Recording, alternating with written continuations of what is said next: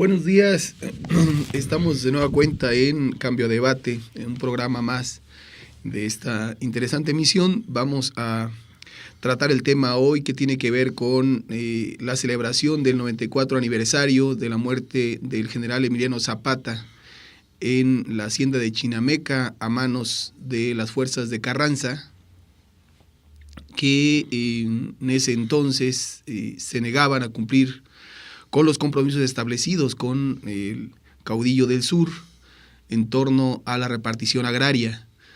Y esto lleva a un distanciamiento que finalmente acaba con una emboscada de parte de las fuerzas de Carranza, como lo decíamos, en esa hacienda al general, quien buscaba a partir de esta reunión un acuerdo político con el gobierno federal, y bueno, pues es emboscado y asesinado. Esto lo tiene muy claro la mayoría del campesinado del país.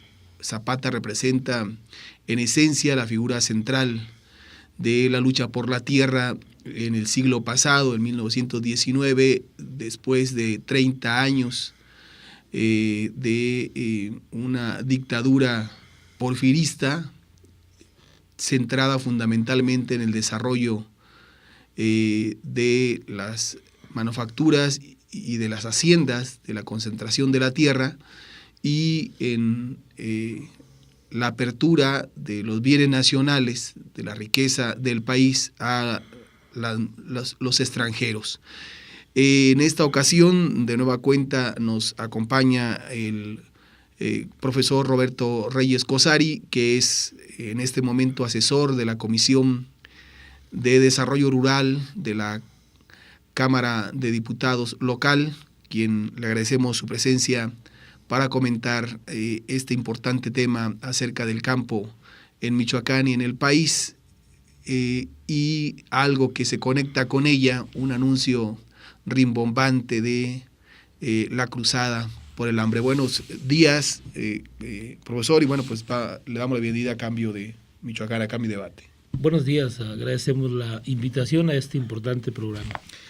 Bueno, pues 94 años después, de nueva cuenta, la pregunta aparece: ¿qué pasa con el campo mexicano? ¿Cuáles son en este momento sus perspectivas? Se sabe, se conoce que no hay riqueza que se pueda generar, sino es a partir de la relación, y digamos de la relación cualquiera que ésta sea, pero tendría que ser una relación armónica con la naturaleza del hombre. En este caso, la tierra produce para todos nosotros los bienes que necesitamos, pero en el caso particular, el campo mexicano produce en los alimentos que todos nos llevamos a casa, a la boca, y naturalmente un ciento de miles de cosas que utilizamos de manera cotidiana. Entonces la lucha por la tierra es una lucha histórica, no es nueva, aparece incluso con la propiedad privada después de la comunidad primitiva. La acumulación de tierras se dio de manera importante en la Edad Media, en la época, digamos, del oscurantismo, donde los feudos eran dueños de grandísimas extensiones de tierra que aquí en México se dieron su homólogo a partir de la creación de grandes extensiones de tierra controladas por los hacendados en las grandes haciendas del país. Y bueno, pues hoy de nueva cuenta estamos en este tema, el campo. ¿Qué ocurre con el campo?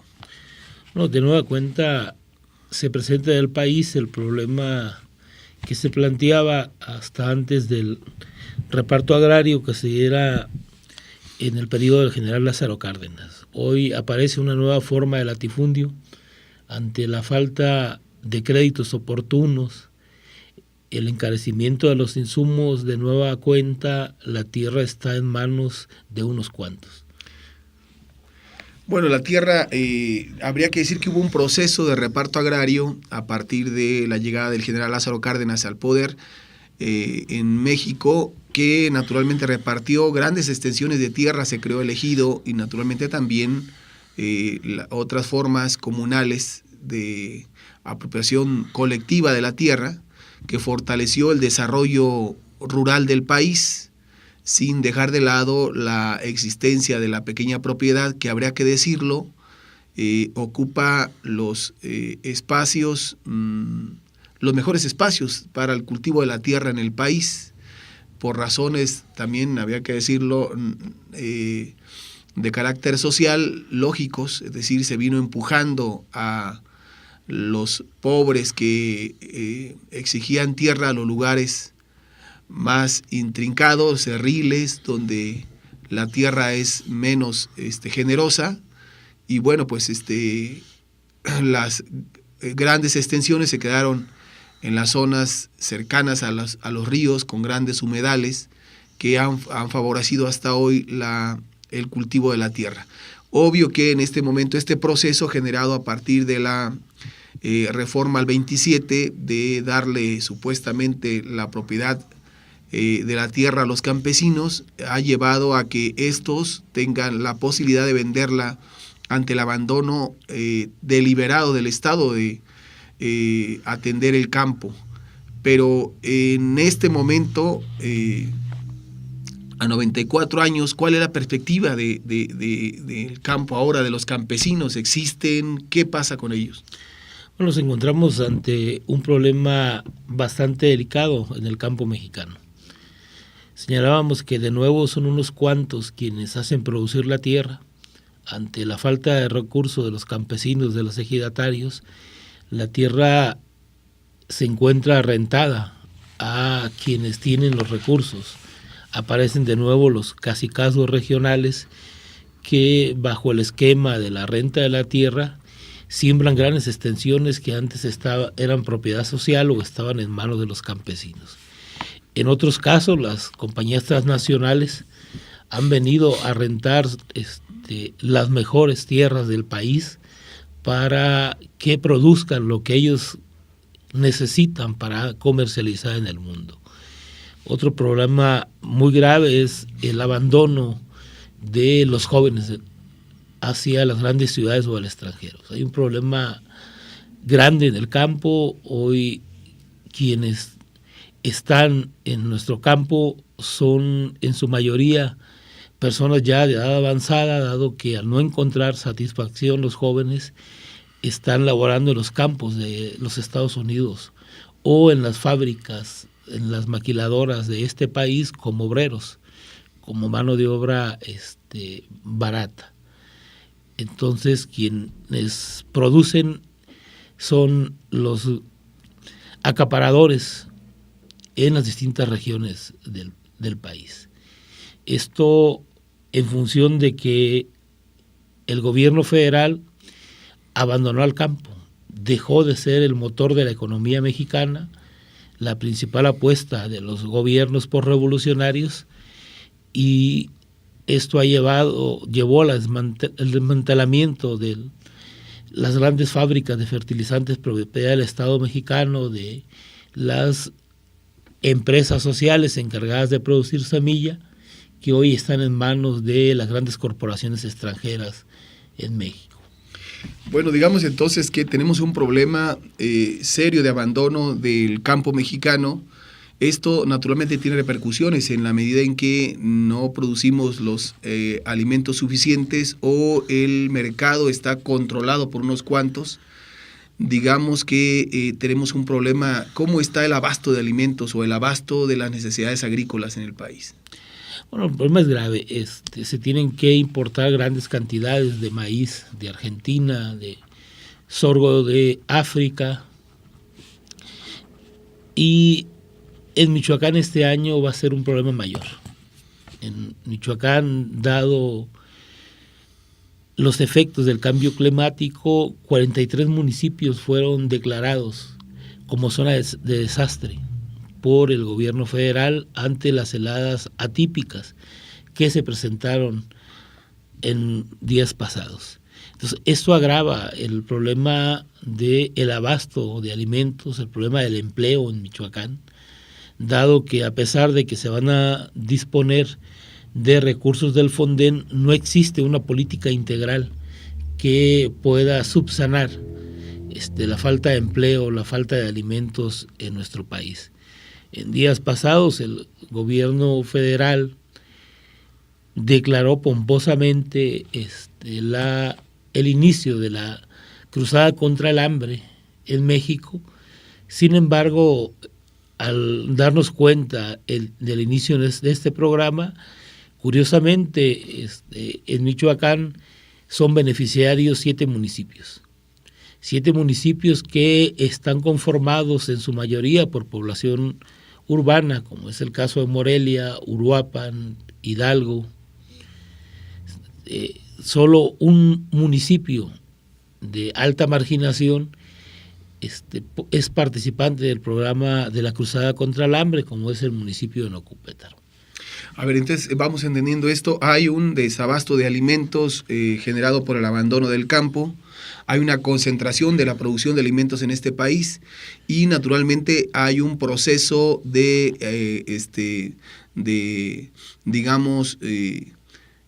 el que el país está perdiendo la soberanía alimentaria. En este momento, la Cruzada contra el Hambre, uno de los componentes que sabemos es naturalmente promover, fomentar la producción de alimentos. Esto es algo, además de necesario, urgente, por lo que representa el ser soberanos en la producción básica de alimentos. Esta Cruzada contra el Hambre no plantea de manera específica formas, mecanismos y sobre todo recursos para fortalecer el campo. La Cruzada contra el Hambre se viene desarrollando a partir de un programa asistencialista de entrega muy focalizada de despensas o de proyectos productivos que benefician a unos cuantos. No hay los recursos suficientes para esta cruzada. En días pasados escuchamos la incorporación de PepsiCo, esta empresa transnacional, al programa de la Cruzada contra el Hambre. La misma secretaria de Desarrollo Social a nivel federal reconocía que era un error del gobierno federal haber invitado a esta corporación a este programa que pretende ser social. Bueno, vamos a seguir con estos comentarios. Unos minutos regresamos tratando este tema que tiene que ver con el campo mexicano. Regresamos de nueva cuenta a Cambio de Debate con el profesor Roberto Reyes Cosari, que es asesor del Congreso de la Comisión de Desarrollo Rural, en este programa que estamos dedicando a la lucha por la tierra con el 94 aniversario de el asesinato de el general Emiliano Zapata a manos de las fuerzas de Carranza, en aquella disputa por el destino del país que encontraba en el general Zapata a una dificultad muy grande por ser quien defendía sin tregua el derecho de los campesinos, de los indios a apoderarse y cultivar y producir y vivir de la tierra. Entonces, en este momento hemos dado ya una radiografía de manera general de lo que está pasando en el país con el campo mexicano, de lo que significa en este momento para el propio campesinado el programa tan anunciado por el gobierno federal de lo que tiene que ver con la cruzada contra el hambre. Y bueno, pues Michoacán, el desastre natural, 43 municipios que han sido declarados zona de desastre por el gobierno federal. Naturalmente el impacto es muy fuerte para el Estado, para la entidad, pero en otro orden que nos interesaría conocer, hay realmente un programa del gobierno estatal para fomentar, para incentivar, para estimular la producción en el campo, para disminuir esta terrible migración, este abandono sobre todo de la PEA, de la juventud, de los jóvenes que están en edad de trabajar, a las grandes ciudades o al extranjero. Esto se ve en el programa de gobierno actual. Hay acciones concretas. ¿Qué es lo que está pasando con el campo michoacano? Bueno, inicio de año comentábamos que lejos de destinarse más recursos al campo, este año el presupuesto estatal había disminuido en un 40% de los recursos que se destinaban para el campo.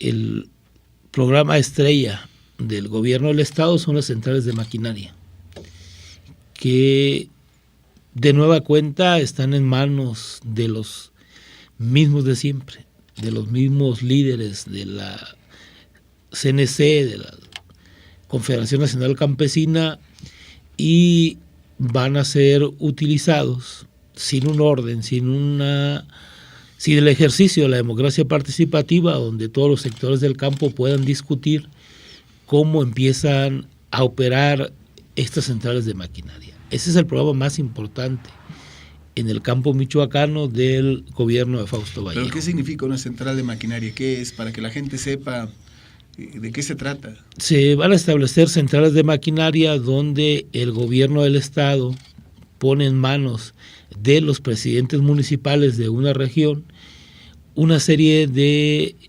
maquinaria pesada que pueda permitir crear o reparar caminos rurales, limpiar los canales y, desde nuevo, abrir nuevas hectáreas en las regiones más cerriles al cultivo.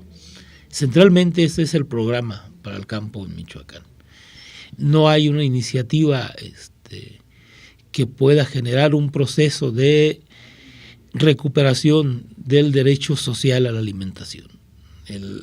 Las organizaciones campesinas de Michoacán plantearon un programa muy interesante denominado Todos Comen, que planteaba darle a las familias del sector rural michoacano, entregarles un huerto familiar, animales de traspatio, como es una pareja de chivos, de cabras, alguna vaca, pollos que pudieran hacer crecer. Nos parece que hubiera sido una estrategia correcta regresar al traspatio, lo que permitiría garantizar la alimentación a las familias michoacanas. Sin embargo, el programa raquítico que en los gobiernos anteriores se llamó Sustenta, ha desaparecido en Michoacán. No hay una iniciativa que plantee regresar y hacer cumplir el derecho social a la alimentación, que además está en la Constitución. Bueno, mucho menos si el programa Traspatio se supone que naturalmente iría para fortalecer las comunidades, digamos, de entre menos de 5,000 o 10,000 habitantes. No existe mucho menos un programa de agricultura urbana que pueda fortalecer en las ciudades esta capacidad de crear por sí mismos los alimentos que necesitamos. Regresando a este asunto de lo que el gobierno está haciendo en este momento, yo vería como algunas cosas que a lo mejor son importantes comentar aquí. Una vez que el campo se privatiza, es decir, la propiedad de la tierra se privatiza, en el propio ejido destruye también consigo mismo la organización de los campesinos, es decir, la organización también se desvanece y lo que queda son lo que fueron antes las grandes organizaciones corporativas, ¿no? Que en primer lugar está la CNC, que representó durante muchos años el ala campesina del PRI, o lo representa todavía en este momento, aunque naturalmente con menos campesinos ahora que antes, ¿no? Y esto creo que también es una dificultad porque acompañado por los programas asistenciales, los programas electoreros, programas que lo único que hacen es mitigar los problemas del campo, que hacen al campesino un poco dependiente, en lugar de hacerlo independiente, hacen dependiente de las políticas públicas. Creo yo que estas dos razones, la política asistencial bien dirigida, focalizada, y por otro lado esta privatización que relaja o destruye la organización ancestral y de muchos años del campo, pues lleva naturalmente a perder la perspectiva de un sujeto social capaz de poner los puntos sobre las íes para exigir de manera urgente una atención vital para el campo mexicano, que además es vital para el país. En ese sentido, bueno, pues lo que se está mencionando de las centrales de maquinarias para Michoacán podrían ser un paliativo o un empuje importante si se integran un número suficiente de estas y existe una vía clara para que los que tienen mayores necesidades accedan a este tipo de beneficios y no se concentren a nueva cuenta en aquellos que han sido por siempre los beneficiarios de este tipo de programas. Y lo digo porque en Zagarpa, que es donde llega los apoyos al campo, bueno, pues los que más tienen son los que más pronto acceden a estos recursos, sobre todo porque técnicamente pueden montar las estrategias para acceder a los recursos, pero además porque también son los que están más cerca del poder, es decir, los que más rápido se les atiende, los que tienen una relación más directa con quienes están allí, y bueno, son los que siempre se han beneficiado de los recursos públicos para atender. La mayoría de los campesinos que no tienen posibilidades de cumplir con las reglas de operación por desconocimiento de las mismas y por incapacidad técnica para atenderlas, bueno, pues no llega a ellas.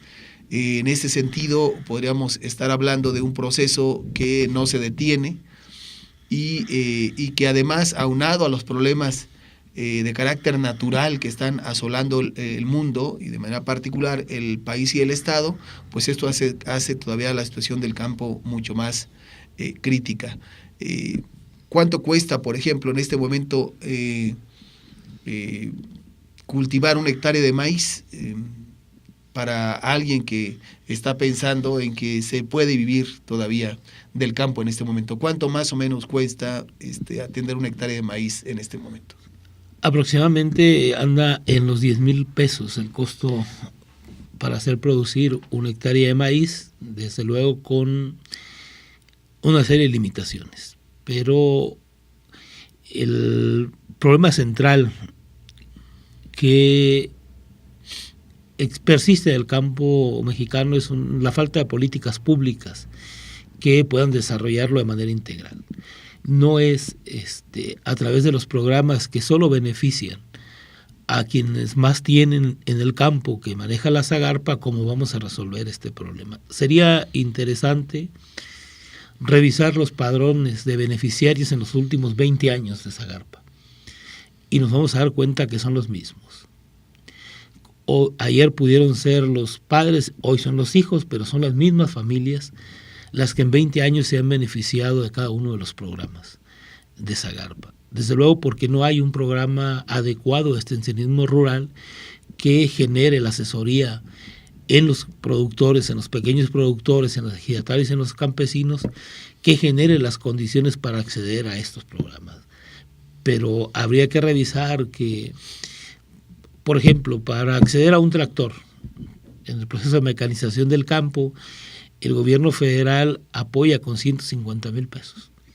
El tractor cuesta 3 veces más, cuesta 450,000 pesos. Imposible para un campesino. Así es imposible acceder. Entonces, ¿quiénes son? De nuevo, los cacicazgos regionales o municipales son los que se apropian de estos recursos para el campo. En otro orden de ideas, bueno, no hay, o cuando menos no es público, cómo acceder al programa de fertilización en el campo michoacano. Datos de la CEDUR nos hacían llegar, nos informaban que fueron adquiridas 11,000 toneladas de fertilizante químico en el ejercicio fiscal pasado, que desde luego no alcanzan, son totalmente insuficientes, pero tampoco hay la posibilidad de que los pequeños productores puedan acceder a él. No se sabe cómo se distribuyeron, no está claro cuál fue la regla, el mecanismo. No existen reglas de operación, no, cuando menos no son públicas, y los mecanismos de distribución fueron a través de fundamentalmente la CNC y de los ayuntamientos. A un municipio les hacían llegar 100 toneladas de fertilizante que solo servía para resolver el problema de unos cuantos. Y desgraciadamente esos pocos productores son los que mayores condiciones tienen para adquirir estos insumos.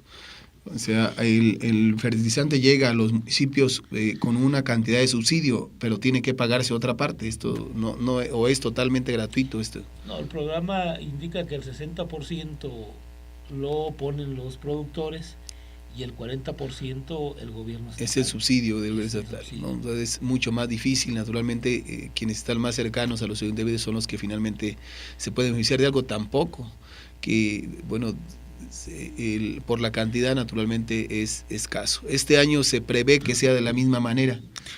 Hasta ahorita no han sido publicadas las reglas de operación para acceder al fertilizante en Cedro, aunque sabemos que en los próximos días va a iniciar el proceso de entrega.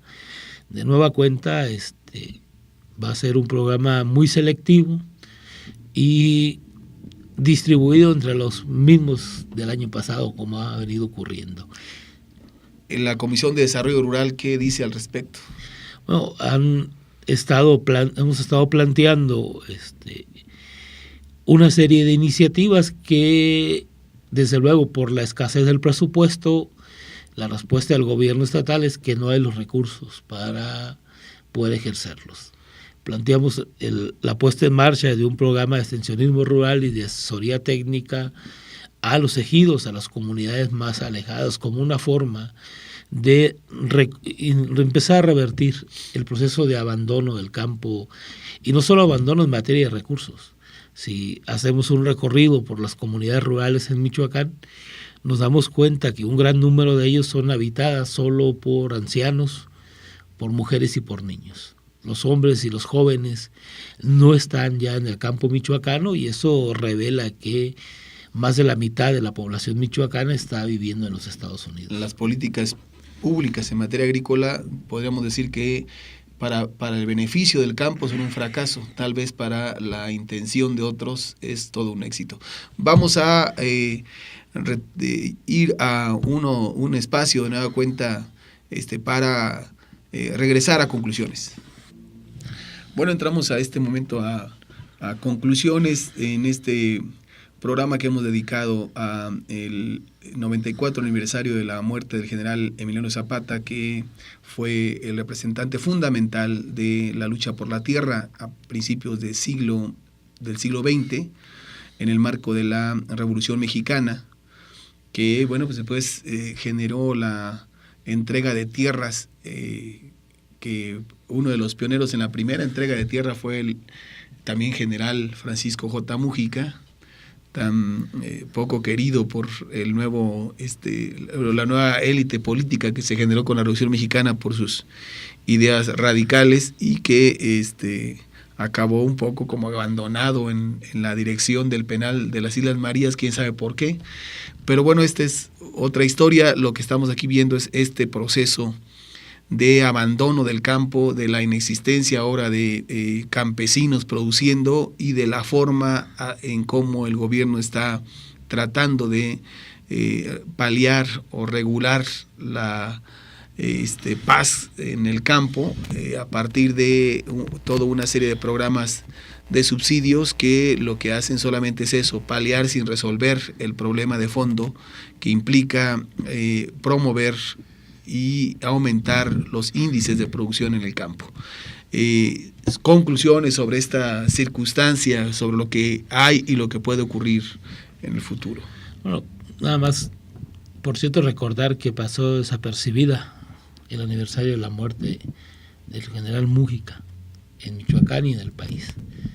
No hubo un evento oficial donde se conmemorara un aniversario más que fue en esta semana, y que quieren que se nos olvide la memoria del general J. Múgica.